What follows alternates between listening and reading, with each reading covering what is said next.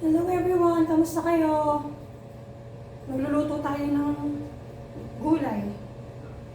Sala na natin yung kawali. Painitin muna natin.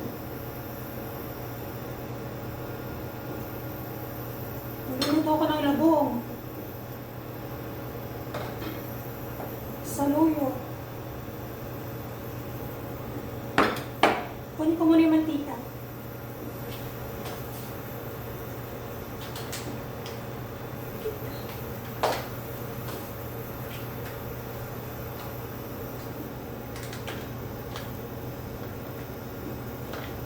Lalagyan natin siya ng patis, tsaka mantika.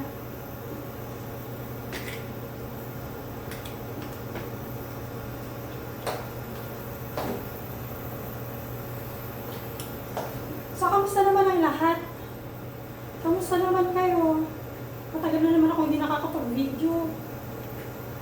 Hindi nakakapag-upload. Kasi nga, busy-busy na lalo. Ngayon, naisipan kong i-share sa inyo yung recipe na to. Baka sakaling gusto niyong gayahin.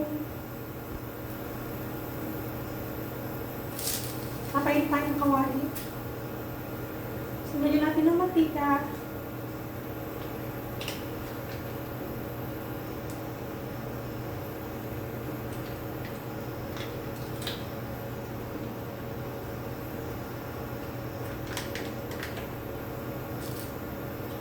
Dito natin yung mantika.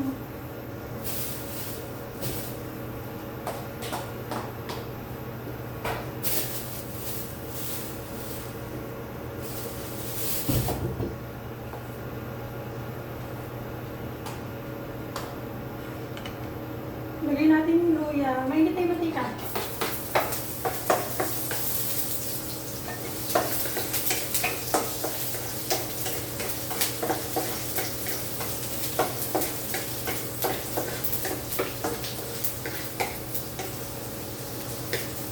Ay, sino pala sa inyo ang taga Cebu? Mabalitaan niyo ba yung earthquake last night?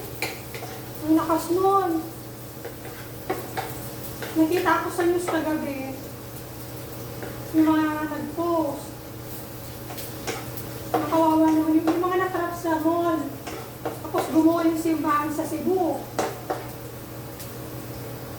Yung matandang simbahan niya. Sana okay lang silang lahat. Ay, nilagay ko yung bawang. Pag-browning muna natin hanggang sa lumabas yung amoy, yung aroma.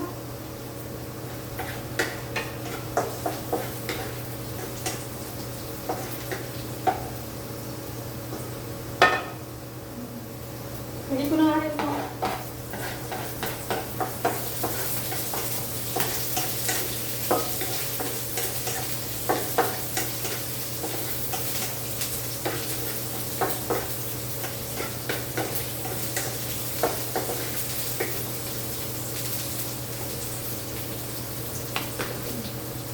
Pag-browning natin.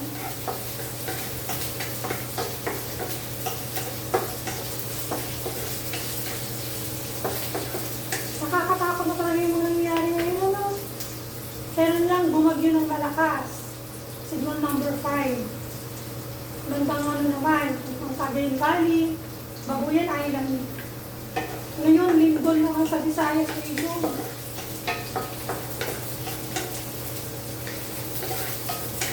Nakakalungkot lang isipin. Hindi pa tayo nakakabangon. Sa mga nakalaang bagyo, lalo na naman yung paibagong gusto na.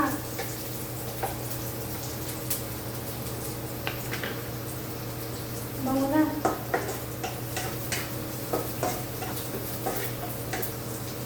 Sunod natin yung chicken.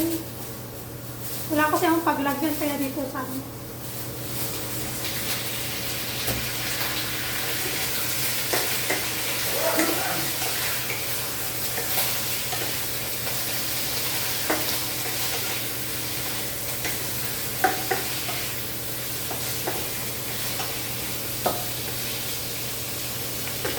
natin ng paminta. Ito na yung paminta ko kasi nga binili ko sa tindahan.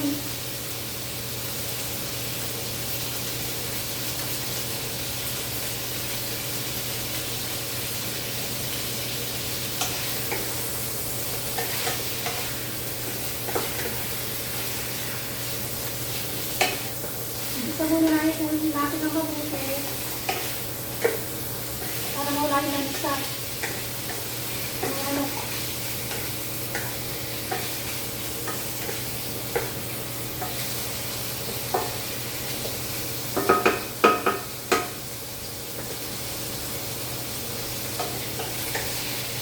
Sa mga kababayan natin sa Visayas, sa Cebu, sana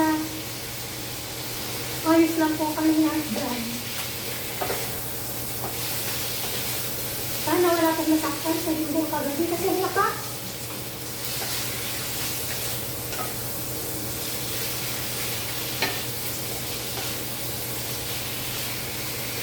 Ang lakas ng linggo.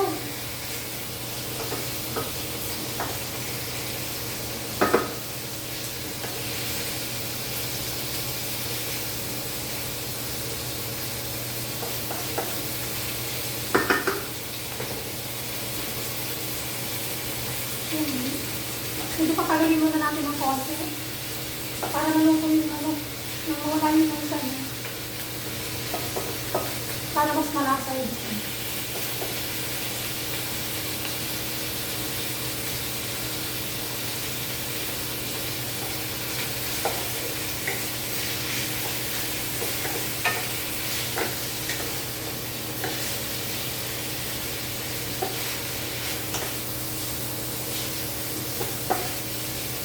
Natin ang patis. Hindi ko pa kasi nakawag patis na.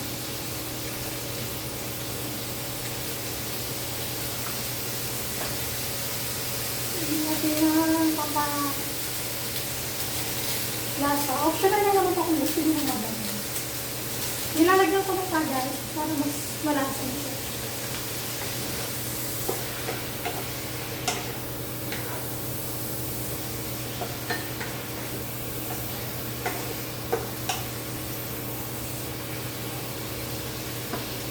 Natin saglit bago natin nilagay yung lagyan.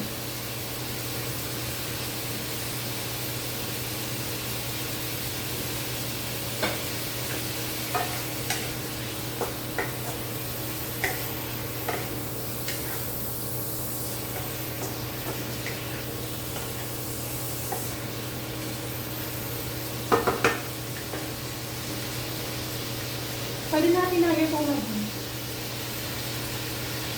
para maluto na.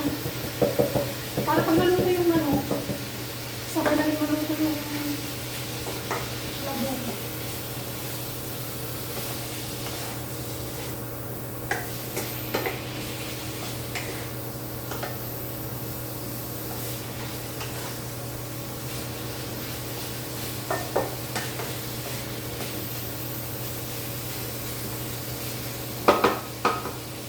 Hindi natin ang wok ha.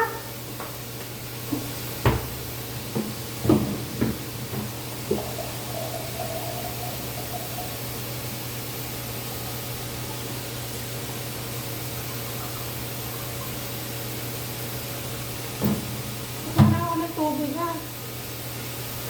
Tubig. Tuloy mo na.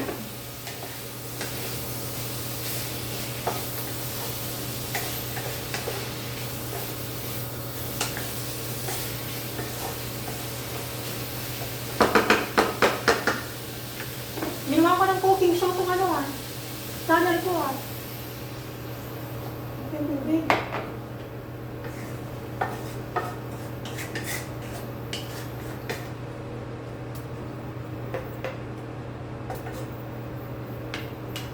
Natin ng konting wok pa.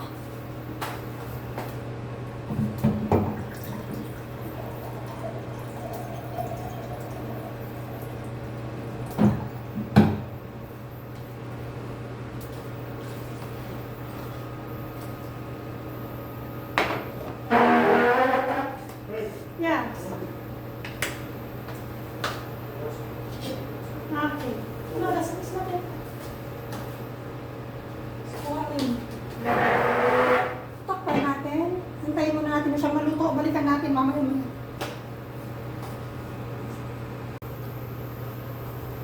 So, ito na.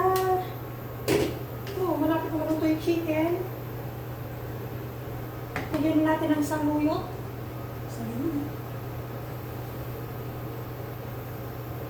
Isang damakmak na saluyot. Mas marami pa nga kanina to kaso pinabawasan ko sa palengke. Kalahating tali ng timuha ko.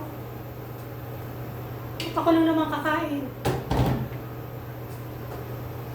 Kaya, konti lang. Talagang ano lang to. 20 pesos. 20 pesos.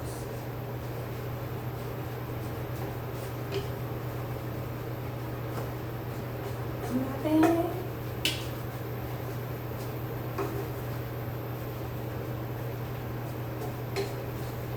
Natikman ko kasi itong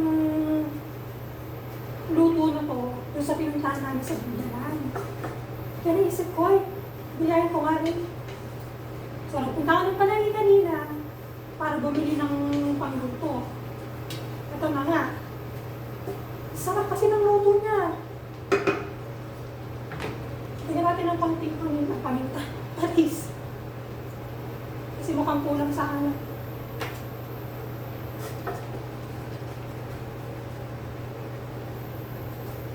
Wala na tubig.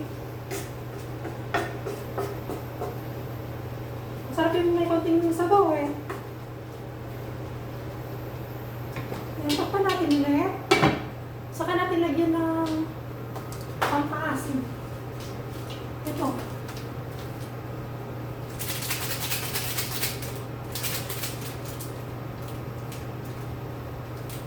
Walang gunting. Hindi pinagamitin natin.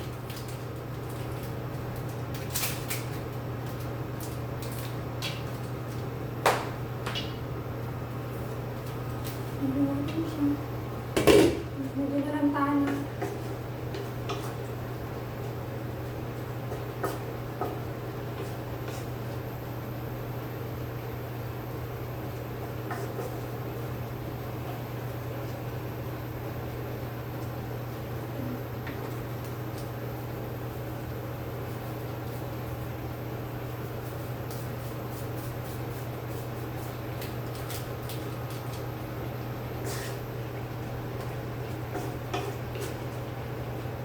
Yung tubig mo.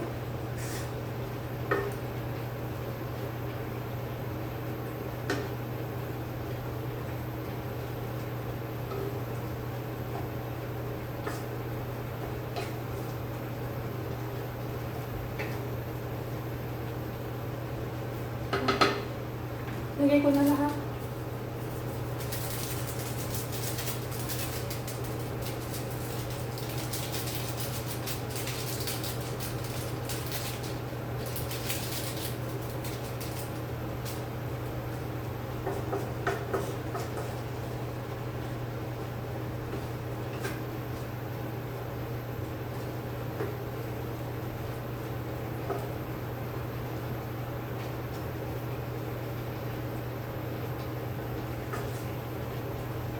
Tignan ko nga.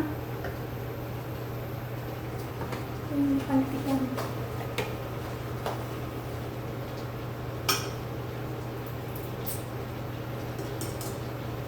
Sarap. Kulang ng patis.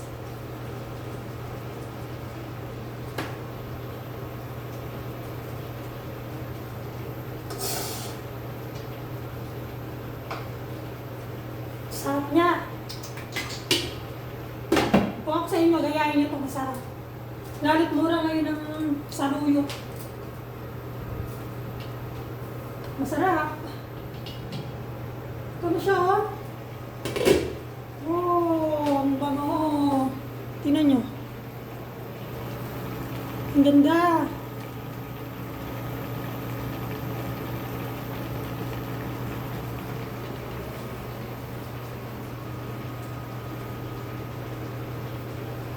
Tatakpan ko na siya.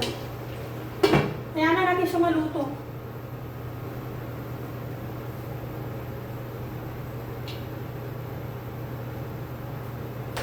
Okay, bye-bye guys! Thank you for watching!